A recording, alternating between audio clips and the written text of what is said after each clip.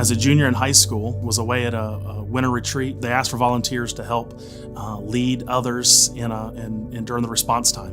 For the very first time, sat down with a middle school student, walked him through the plan of salvation, and he prayed to receive Christ. It lit something in me. I immediately walked over to the camp counselor, camp pastor, and I said, I don't know what just happened, but all I know is I want to be a part of that for the rest of my life.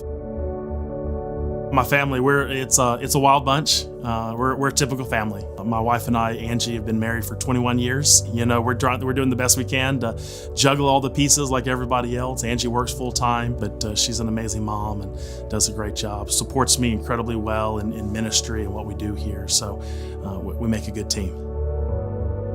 The crazy thing is, Summerville's a small town. And they're trying desperately to hold on to that small town feel in the midst of all the growth. And honestly, I think that's such a metaphor for the Summerville campus. As large as we are, how do we continue to feel like family? How do we continue to make this place not overwhelming to people? And I think people, when they step in here, they feel the family atmosphere, they feel the warmth, they feel loved and welcome and accepted. And so it's a really cool thing that we've got going here.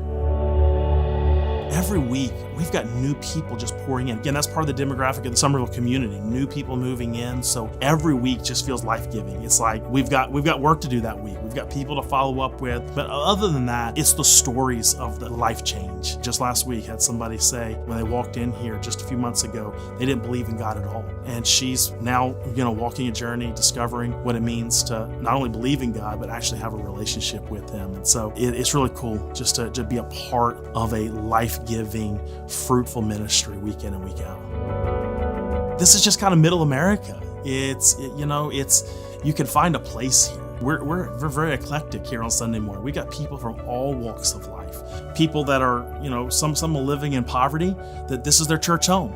And some of them that are doing really well, this is their church home. They all do life here together. People just feel comfortable here. I think the greatest thing about Seacoast is it's real.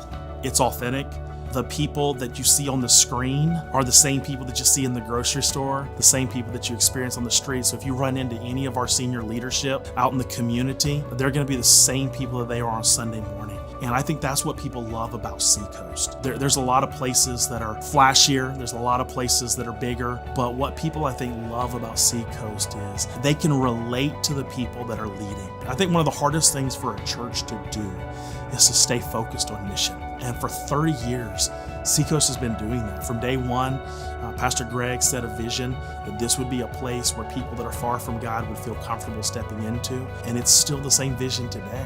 In a world where so many churches have lost vision, they've lost focus. That's one of the things that I think our leaders have done really well here, is just keeping us focused on what's the main thing, what's important year in and year out. And I think that's why we're still seeing it happen. I think that's why we're seeing people that are far from God come to know Him here at Seacoast.